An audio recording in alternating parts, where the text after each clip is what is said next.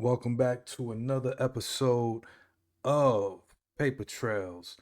As always, the goal is to give you information to take all of this ideas that we think is myth, make it reality by providing actual links, actual documents, acts, treaties, legislative, whatever, that's concrete, word for word, out of their mouths. So we're gonna cover notable communities in the United States that had white only clauses in their HOAs up until the 1980s. We're going to hit 10 of them off real quick. Levittown, number one. Levittown is the very first, it's the very first subdivision in America. This is the prototype that set off everything. They had clauses extended to anyone other than members of the Caucasian race. Now, the source for this to verify, you can look up Race, Real Estate, and Uneven Development by Kevin Fox Gotham. So go check out his work, cop his book, look him up. He breaks it all down there. Next, number two, Beverly Hills, California. That sounds like a no brainer, right? Property deeds included restrictions on non white ownership, persisted in documentation long after they were enforceable. So, unenforceable, my mistake. So, going back to non white ownership, this is why I keep telling you until you guys get it and understand what we think is race in America is really a class system. Refer to my 1790 Naturalization Act video, aka America's caste system video, and it explains crystal clear how all of these different ethnic groups over time were given different classes. One group may have been literally called colored or labeled as colored, but due to circumstances, whatever, they got their white card. And then it was deuces. And a lot of these groups that got their white card were finally able to slide into these type of situations and get their slice of the American pie. All right, moving on to number three. Rollingwood, California. Deed language restricted ownership to persons of the Caucasian race. Rollingwood Homeowners Association was cited in the 1980s litigation over racial integration. Verify. California Fair Housing Documents or UC Berkeley's Fair Housing Studies will point you to this information. Number four, La Jolla.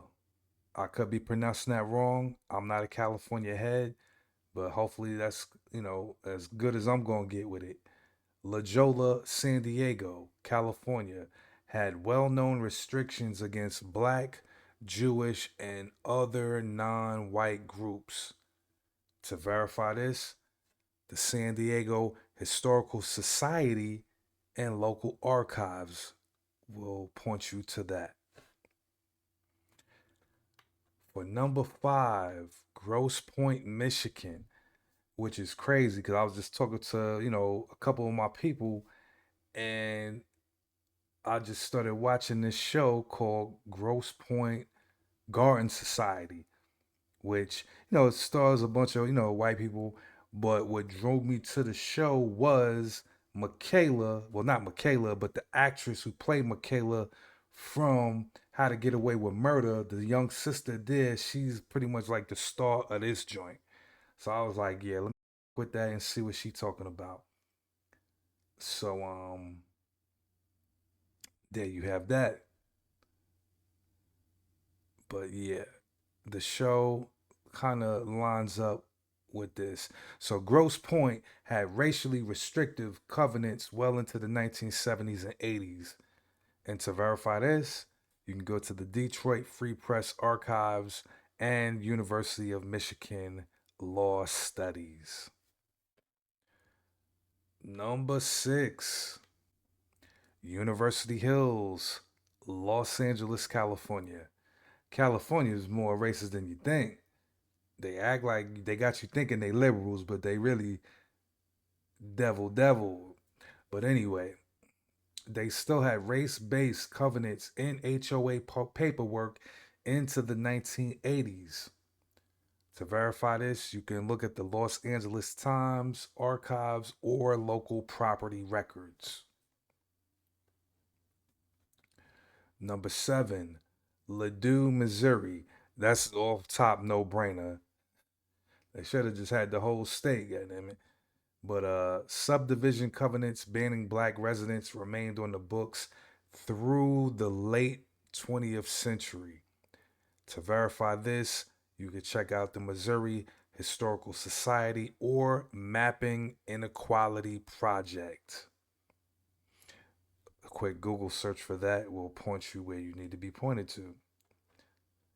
Number 8, Chevy Chase, Maryland, had Caucasian only covenants and residents resisted integration.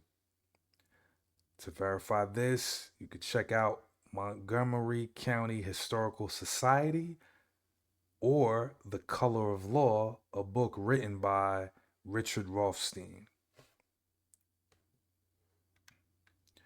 Number 9, Shaker Heights, Ohio. Deeds carried restrictive clauses even as the community transitioned.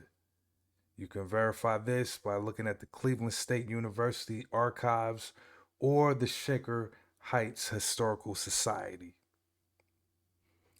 And number 10 on this list, which will wrap up 1980, Pasadena, California, which I thought they were higher up on the list already. Okay, maybe not.